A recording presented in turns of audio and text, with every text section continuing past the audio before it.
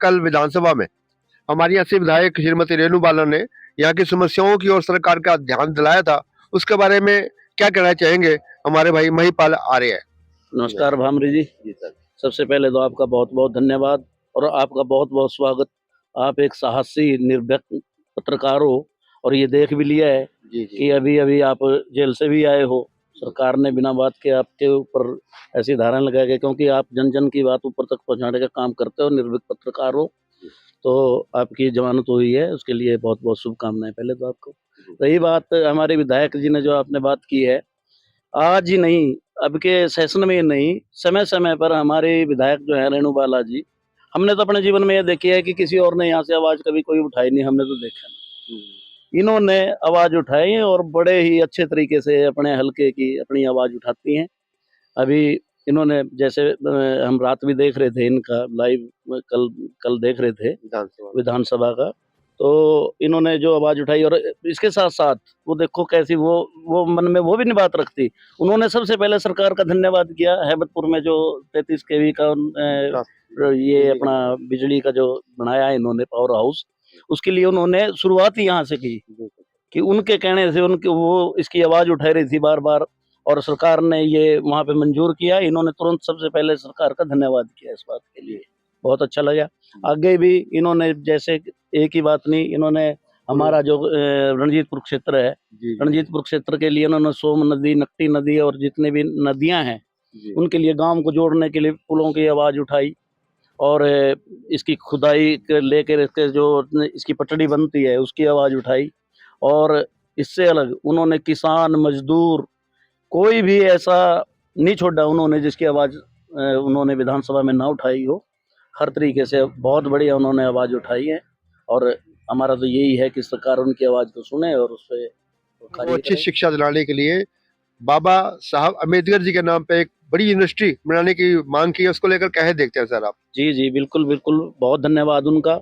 उन्होंने जिला यमुनानगर का नाम लेके जिला यमुनानगर में एक लगनी चाहिए। उन्होंने ये भी नहीं कहा कि अपने हल्के में जिला यमुनानगर, पूरे पूरे उत्तरी हरियाणा की सोच रखती हैं, ठीक है ना। और उन्होंने ये कहा, ये भी उनको बहुत बहुत शुभकामनाएं। उन्होंने हमारी आवाज उठाई, उनका स्वागत है और बननी भी चाहिए, जायज मांग भी है जी। महिपाल जी, अब चर्चा करते हैं दूसरे रुख की ओर। आपका क्षेत्र रणजीतपुर क्षेत्र में सरकारी योजनाएं, चाहे वो आदबदरी क्षेत्र का विकास हो, चाहे सरस्वती नदी का विकास हो, और भी कई सामाजिक और धार्मिक कार्यों पर बड़ी तेजी से कार्य चल रहा है, उसको लेकर किस प्रकार सरकार का धन्यवाद करना चाहेंगे आप? नहीं, हमने जब भी यहाँ सीएम साहब ने या बीजेपी सरकार ने यहाँ पे कोई स्कीम लागू की है, उसका धन्यवाद किया है समय समय पर, लेकिन देख रहे हैं कुछ त्रुटियां भी हैं जो बस केवल कागजी तक सीमित है।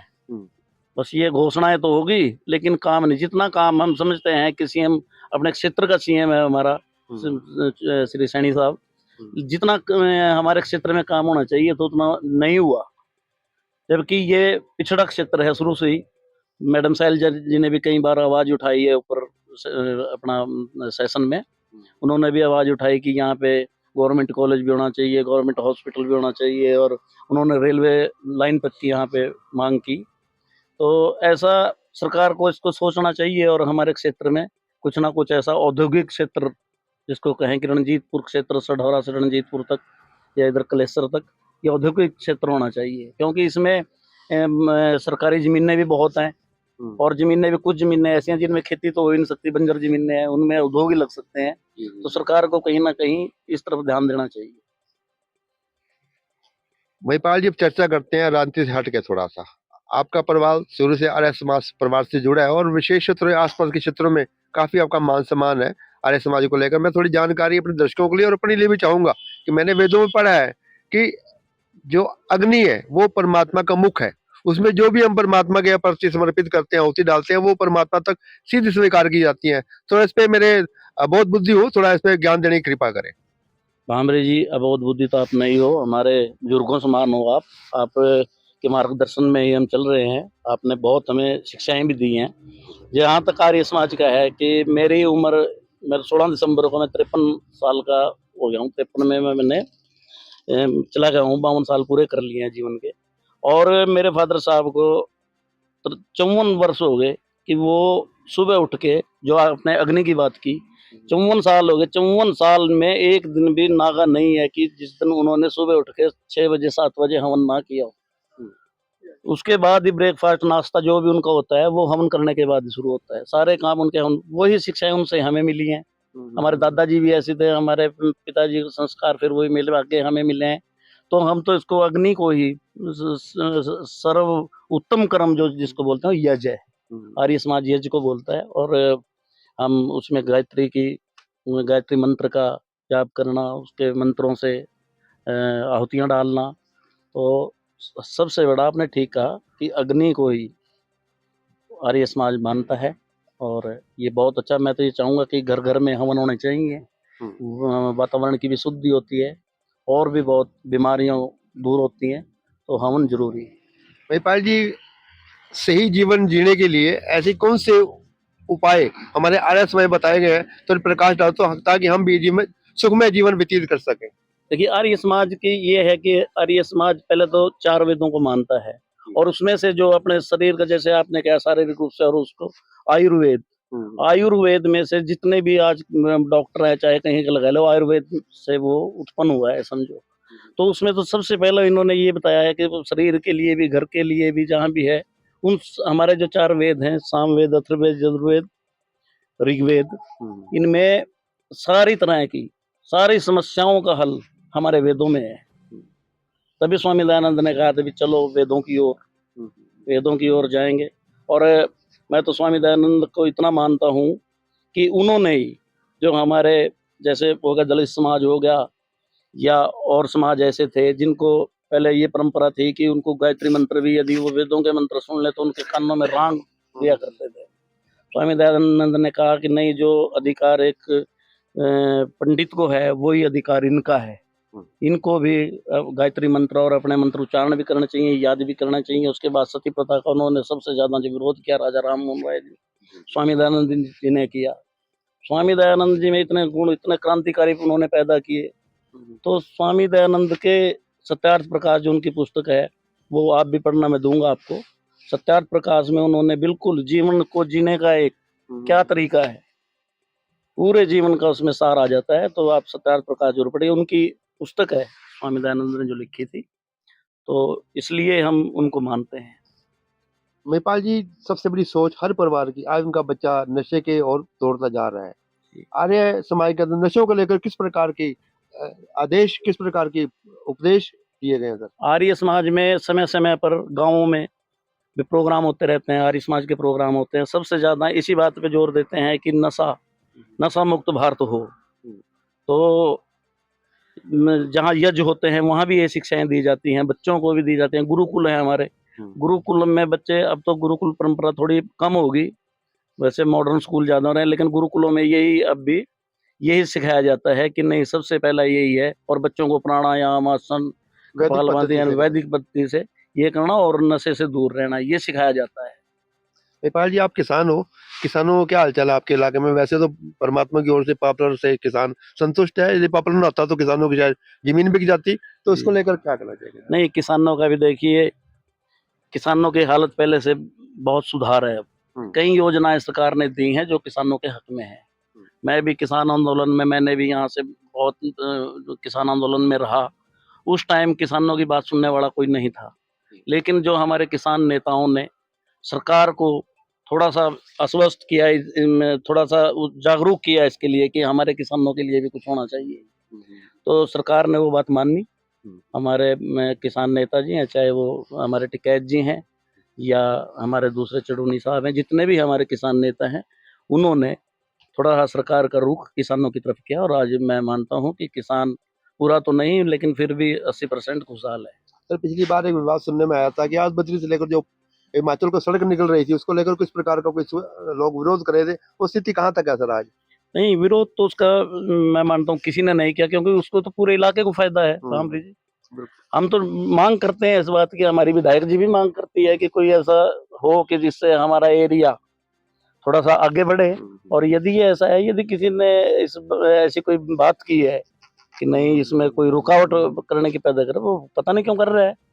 इससे तो बहुत फायदा होगा। हमारा धार्मिक स्थल है यहाँ पे आदि बद्री जी, दूर दूर से लोग आते हैं, मानते हैं इस चीज को, और उसी के कारण, उन लोगों के कारण ही थोड़ी पहचान है यहाँ की, कि इसमें हमारी आदि बद्री के कारण हमारे जो मंदिर है यहाँ, बद्री नारायण मंदिर है, केदारनाथ जी है, तो उनको देखने के लिए, दर्शन करने के लिए लोग यहाँ आते हैं। और यदि यहाँ से हिमाचल के लिए रोड निकलता है तो बहुत ही बड़ी बात होगी हमारे लिए, बहुत खुशी की बात पूर्व होगी। मुख्यमंत्री कैबिनेट मंत्री मनोहर खट्टर जी का एक ड्रीम प्लान यहाँ चल रहा है लोहगढ़ को लेकर, उसको कहाँ तक अब तक उसकी अपडेट है सर? भामरे जी, मेरे मुंह से फिर मेरे को खट्टर साहब की बड़ाई करनी पड़ेगी, और फिर आप मेरे को कहोगे आप कांग्रेसी हो या बीजेपी वाले हो। नहीं तो सच तो सच ही है सर। सच सच है। खट्टर साहब की सोच को सलाम करते हैं, जो खट्टर साहब ने हमारे यहाँ भगवानपुर गांव में, लोहगढ़ साहब में, जो उन्होंने ये बीड़ा उठाया है, और इतना बड़ा यहाँ गुरुद्वारा साहब बनने जा रहा है, तो इससे भी हमारे इलाके का बहुत नाम होगा। कार्य प्रगति पर है क्या भी धीमी गति है सर? नहीं, वो कार्य प्रगति पे है। हम एक दिन वहाँ गए भी थे, और बहुत अच्छे तरीके से वो काम चलने जा रहा है। अध्यक्ष जी, हमारे क्षेत्र हैबतपुर में 33 केवी का बिजली का पावर हाउस मंजूर किया गया सरकार की तरफ से। सबसे पहले मैं सरकार का बहुत बहुत धन्यवाद करती हूँ। ये हमारी काफ़ी समय पुरानी मांग थी जो सरकार ने मंजूर की, और इसका काम आप जल्दी से जल्दी लगवाने का काम करें। अध्यक्ष जी, मेरे क्षेत्र गांव जैतपुर, राजपुर, गोराबणी, मध्यपुर, नगली, 32, कल्याणपुर, अंटारी, रतौली गांव के साथ लगती हुई नदियां हैं, और मैं मांग रखती हूं कि इन नदियों पर पुलों का निर्माण किया जाए ताकि लोगों को सुविधा मिल सके। और सढौरा में स्वास्थ्य सेवाएं बिल्कुल चरमरा गई हैं, डॉक्टर्स की बहुत बड़ी कमी है, और एक मैं गायनी डॉक्टर के लिए भी डिमांड रखती हूं सरकार से कि सढौरा में गायनी की डॉक्टर भी भिजवाया जाए ताकि हमारी महिलाओं को सुविधा मिल सके। तीसरा, स्कूलों की स्थिति इतनी खराब हो चुकी है और शिक्षा का स्तर इतना गिर चुका है कि स्कूल में ना तो टीचर हैं, और जिसकी वजह से, शिक्षा की कमी की वजह से हमारे बच्चों को अच्छी शिक्षा नहीं मिल पाती। बरसात के मौसम में स्कूलों के जो कमरे बने हुए हैं वो पानी की वजह से टपटपाते हैं, पानी उसमें से गिरता है और बच्चे स्कूल में पढ़ते हैं। शिक्षा मंत्री जी भी बैठे हैं, आपसे भी अनुरोध करूंगी कि इसकी ओर ध्यान दिया जाए। और अध्यक्ष जी, सढौरा विधानसभा क्षेत्र से गुजरने वाली नदियां, चाहे चेतंग नदी हो, सोम नदी हो, नकटी नदी हो, बोली नदी हो, इन नदियों की सफाई और खुदाई करवाया जाए ताकि बरसात के मौसम में लोगों को सहूलियत मिल सके। सढौरा में एक ऐसी इंडस्ट्री बनाई जाए जिसमें सढौरा क्षेत्र के लोगों को रोजगार मिल सके और यहाँ कामकाज लोग कर सके। जिले में जितने भी राशन कार्ड गरीब लोगों के काटे गए, आपसे अनुरोध करूंगी कि इन गरीब लोगों के राशन कार्ड दोबारा से लागू किए जाएं, जो कि चुनाव के समय में बनाए गए थे और बाद में काट दिए गए हैं। सढौरा के बिलासपुर ब्लॉक में एक रिंग रोड बनवाया जाए जिससे लोगों को भीड़ और एक्सीडेंट से राहत मिल सके। साथ ही बम्बोली चौक पर भी मैं एक पुल के निर्माण की मांग रखती हूँ। अध्यक्ष जी, जो बिलासपुर का जो चौक की बात कर रही हूँ मैं, शिव चौक पे कल वहाँ पे बहुत ही बड़ा एक्सीडेंट हुआ। एक बुजुर्ग आदमी की गाड़ी जो है डंपर खींच के लेके गया, वो बाल बाल बचा, और 2 दिन पहले ही एक डंपर ने एक इंसान को बहुत बुरी तरह से कुचला वहाँ पे। और तीसरा, मैं मांग करूंगी जिला यमुनानगर में भारत रत्न बाबा साहब भीमराव अंबेडकर जी के नाम से एक यूनिवर्सिटी बनाई जाए जिसमें सभी लोग पढ़ सके। और एक किसान हमारे अन्नदाता है अध्यक्ष जी, किसानों की फसलों को एमएसपी की गारंटी का कानून बनाकर उनकी फसलें ली जाए, किसानों का संपूर्ण कर्जा माफ किया जाए, बरसात के मौसम में खराब हुई फसलों का उचित मुआवजा दिया जाए।